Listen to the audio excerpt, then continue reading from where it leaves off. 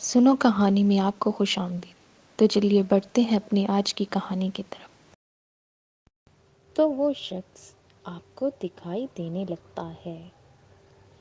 معمولی غلافوں میں لپٹی کرسیوں پر مہمان بیٹھے ہوئے تھے۔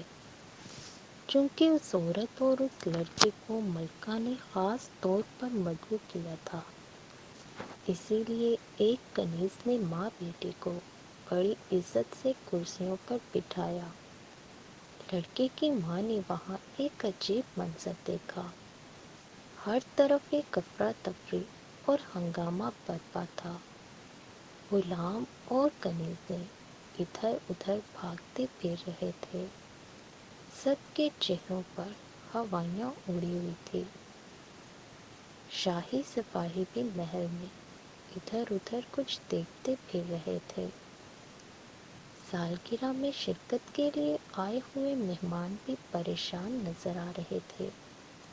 اس منظر کو دیکھ کر اس عورت نے کنیز سے اس بارے میں دریافت کیا۔ سالگرہ کی تقریب کا وقت سر پر ہے، مگر شہزادے صاحبہ جانے کہاں چلے گئے ہیں، مل ہی نہیں رہے۔ یہ سبھی لوگ انہیں ہی ڈھونڈتے پھر رہے ہیں۔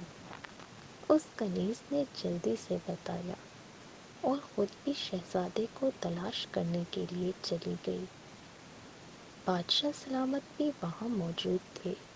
کافی تلاش کے باوجود بھی جب شہزادہ نہ ملا تو انہوں نے شاہی داروغوں کو طلب کیا اور بولے، داروغہ، ملک کا چپا چپا چھان مارو اور رات ہونے تک ہمارے شہزادے کو ڈھونڈ کر ہمارے پاس لاؤ۔ داروغہ سر کھجاتے ہوئے بادشاہ سلامت کو دیکھنے لگا۔ اسے علم تھا کہ شہزادہ آخر کہاں جا سکتا ہے، لیکن ساتھ میں وہ یہ بھی سوچ رہا تھا کہ اتنے کم وقت میں وہ شہزادے کو کیسے تلاش کرے گا۔ اس کے اس طرح دیکھنے سے بادشاہ سلامت سمجھ گئے کہ وہ یہ کام نہیں کر سکے گا۔ وہ پریشانی کے عالم میں ٹہلتے ٹہلتے کچھ سوچنے لگے۔ شہزادے کی گمشدگی سے ملکہ کا غم سے برا حال تھا۔ اس کے آنسو تھمنے کا نام نہیں لے رہے تھے۔ اچانک اس عورت کو کچھ خیال آیا۔ وہ اپنی جگہ پر بیٹھے بیٹھے جادو کا آئینہ نکال کر ایک نظر اس پر ڈالنے لگی اور پھر ملکہ کے پاس آ کر بولی، ملکہ صاحبہ، آپ فکر نہ کریں، مجھے پتہ چل گیا ہے کہ شہزادے کہاں ہیں۔ آپ بادشاہ سلامت کو لے کر میرے ساتھ اکیلے میں آئیں، پھر میں آپ کو بھی دکھا دوں گی۔ سب کے سامنے اس بات کا تذکرہ مناسب نہ ہوگا۔ اس غریب عورت کی بات سن کر ملکہ خوش ہو گئی اور اس نے وہ بات بادشاہ سلامت کو بتائی اور پھر وہ تینوں ایک کمرے میں آ گئے۔ اس عورت نے ریشمی کے خوبصورت بٹوے سے وہ جادو کا آئینہ نکالا اور بادشاہ سلامت سے بولی، بادشاہ سلامت، یہ جادو کا آئینہ ہے۔ بہت پہلے اسے ایک پری نے میرے شوہر کو انعام کے طور پر دیا تھا۔ میرا بیٹا اسے شہزادے کو تحفے میں دینے کے لیے لایا ہے۔ آپ شہزادے صاحبہ کا دل میں خیال کر کے اس شیشے پر ایک نظر ڈالیے، وہ آپ کو بھی نظر آ جائیں گے۔ میں انہیں دیکھ چکی ہوں۔ اب آپ بھی اس آئینے پر ایک نظر ڈال لیجیے۔ بادشاہ نے اس کے ہاتھ سے وہ آئینہ لے لیا۔ جیسے ہی انہوں نے آئینے پر نظر ڈالی، انہیں اپنا شہزادہ نظر آ گیا۔ اس کے ہاتھ پاؤں بندھے ہوئے تھے اور آنکھوں پر پٹی بھی بندھی ہوئی تھی۔ اس کے پاس دو آدمی کھڑے ہوئے تھے۔ بادشاہ سلامت دونوں کو پہچان گئے۔ ان میں سے ایک ان کا وزیر تھا جس کا نام جان عالم تھا، دوسرا شخص شاہی غلام تھا۔ محل میں وہ غلام ہی شہزادے کی دیکھ بھال اور اس کی خدمت پر مامور تھا۔ بادشاہ سلامت جان عالم وزیر پر بہت اعتماد کرتے تھے، مگر پچھلے دنوں انہوں نے ایک دوسرے وزیر کو ترقی دے کر اپنا خاص وزیر بنا لیا تھا۔ جان عالم اس بات سے جل گیا تھا کیونکہ اسے امید تھی کہ وزیر خاص اسے بنایا جائے گا۔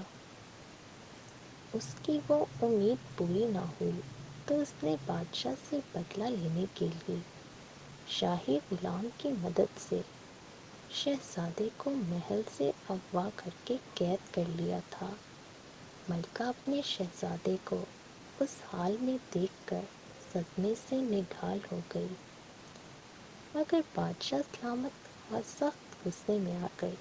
انہوں نے اسی وقت باہر نکل کر دروگے کو حکم دیا کہ اس نمک حرام وزیر اور غلام کو فوراً گرفتار کر کے ان کے سامنے پیش کیا جائے۔ بادشاہ سلامت کا حکم سنتے ہی داروغہ بہت سے سپاہیوں کے ساتھ فوراً وزیر کے گھر کی جانب دوڑا، مگر وزیر وہاں پر نہیں تھا کیونکہ اس کے گھر کے دروازے پر تالا لگا ہوا تھا۔ داروغہ سمجھ گیا کہ وہ اس وقت وہاں کیوں نہیں ہے جہاں اس نے شہزادے کو چھپا رکھا ہوگا۔ وہ سپاہیوں کے ساتھ چھپ کر اس کی آمد کا انتظار کرنے لگا۔ زیادہ دیر نہیں گزری تھی کہ ایک گھڑ سوار وہاں آ کر رکا۔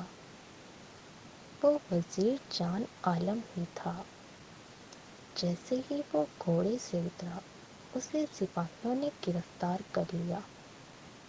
دروگے نے اپنی تلوار نکال کر اس کے سینے پر رکھ دی اور اس سے نہایت ہی غصے سے بولا، نمک حرام، جلد بتاؤ شہزادے صاحب کو تم نے کہاں قید کیا ہے؟ وزیر عالم نے دروگے کو اتنے غصے میں کبھی نہیں دیکھا تھا۔ ڈر کے مارے وہ تھر تھر کانپنے لگا۔ اس نے بتایا کہ شہزادے کو گھنے جنگلوں میں ایک جھونپڑی میں قید کیا گیا ہے۔ جلد ہی وہ لوگ جنگل میں پہنچ گئے۔ جنگل میں ہر طرف اندھیرا اور سناٹا تھا۔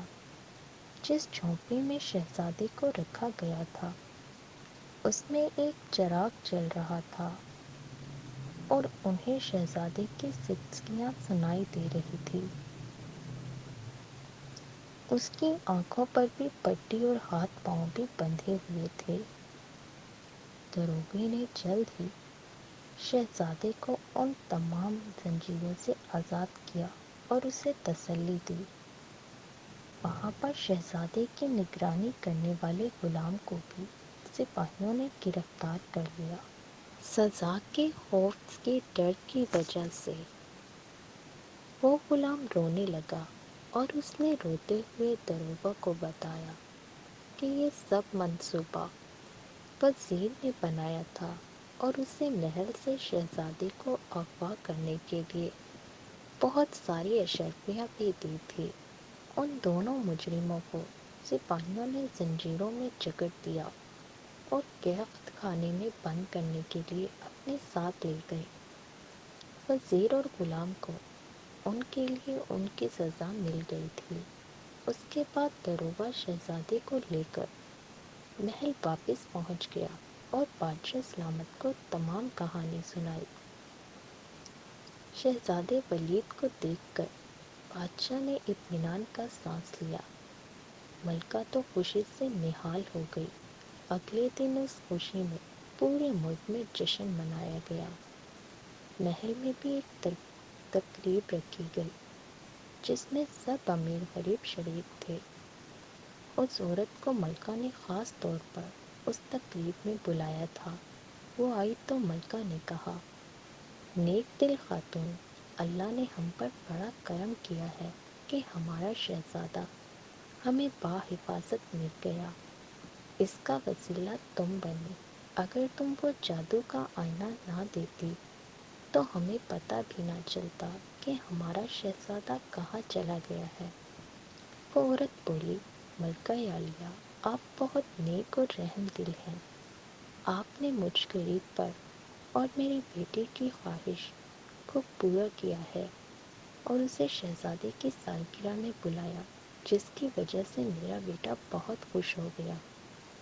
اللہ نے آپ کو اس نیکی کا صلہ دیا ہے۔ نیکی کبھی رائگاں نہیں جاتی۔ یہ جادو کا آئینہ میں شہزادے صاحب کے حوالے کر دیتی ہوں۔ وہ اسے دیکھ کر بہت خوش ہوں گے۔ ہمارے چینل کو سبسکرائب کریں اور کمنٹ سیکشن میں اپنی رائے سے ضرور آگاہ کیجیے۔ شکریہ۔